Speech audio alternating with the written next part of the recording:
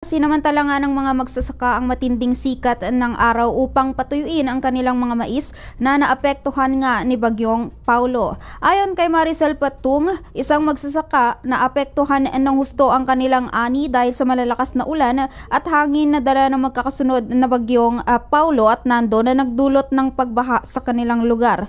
Dahil sa naturang pagbaha ay nabasa at tumubo ang mga mais na kanilang naani, dahilan upang hindi na ito tanggapin o bilhin ng mga trader. Dahil dito ginamit na lamang nila ang mga nasirang mais bilang pagkain sa kanilang bilang pakain sa kanilang mga alagang manok. Sinamantala ng mga magsasaka ang magandang panahon upang maibalik ang tamang kalidad ng natitirang mais dahil nga malaki ang diferensya ng halaga nito sa merkado.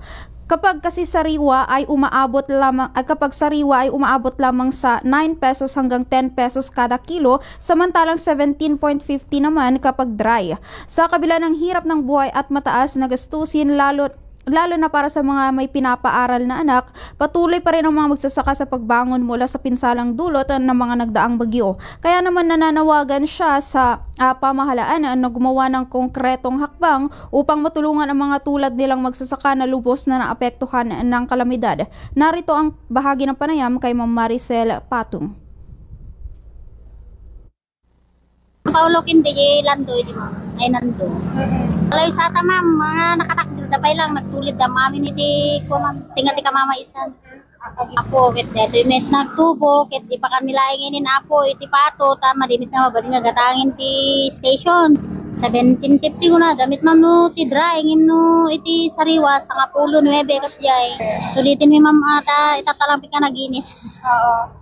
Na kumamitin iti presyo dagiti mais kin pagay ta kaasimit dagiti padami nga farmers nga kuha. Hindi lang kumaputi. Matatandaan ngang dahil sa hagupit ni Bagyong Paulo noong Biyernes ay maraming pananim at palay at mais ang napinsala matapos itong tumumba dahil sa malalakas na hangin at ulan.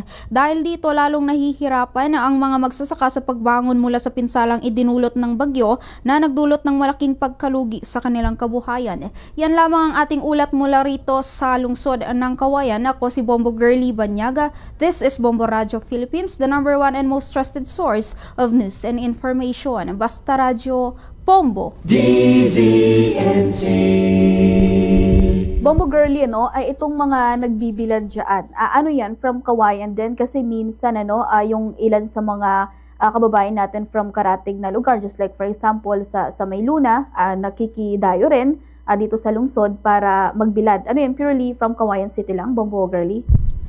Sa pagtatanong-tanongan natin kanina, Bombo Jamaica, ay may mga karatig din na lugar na nagpunta nga dito para magbilad nga ng araw at sinamantala nga itong init ng panahon. Meron yung mga taga Reyna Mercedes gaya nitong na-interview natin na si Miss Maricel Patung at meron din namang mga taga Luna, Bombo Jamaica.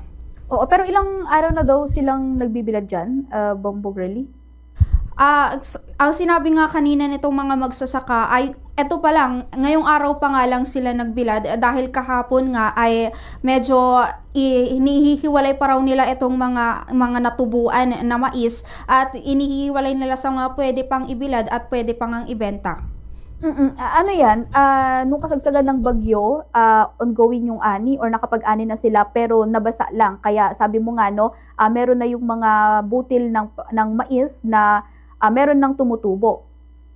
Oo, Bombo Jamaica. Ito nga ang mga binibilad nila na ito ay noong before pa Bagyong Nando, Bombo Jamaica. Ito nga hindi nga nila naibilad kaagad dahil nga halos magkasunod lang na bagyo si Bagyong Nando at Bagyong Paulo, Bombo Jamaica. At dahil nga meron pa nga itong mga mais nga daw na ito ano nang tawag dito, yung parang inihihiwalay pa nga nila itong mga naapektuhan ni Nando noon sa mga pwede pa nilang i-dry kapag umaraw na sana. Ang kaso nga lang, Bombo Jamaica, nanghinayang sila dahil nga bigla ring pumasok itong si Bagyong Paulo. Nasabi ba, Bombo Girlie, kung magkano itong presyo ng mais ngayon dito sa Isabela? Ayun nga, Bombo Jamaica, kapag nga sariwa ang mais ay nasa 9 pesos hanggang 10 pesos lamang. Samantalang kapag na-dry nga ay malaki ang diferensya kasi nasa 17.50 pesos siya, Bombo Jamaica. Sa radyo, Bombo!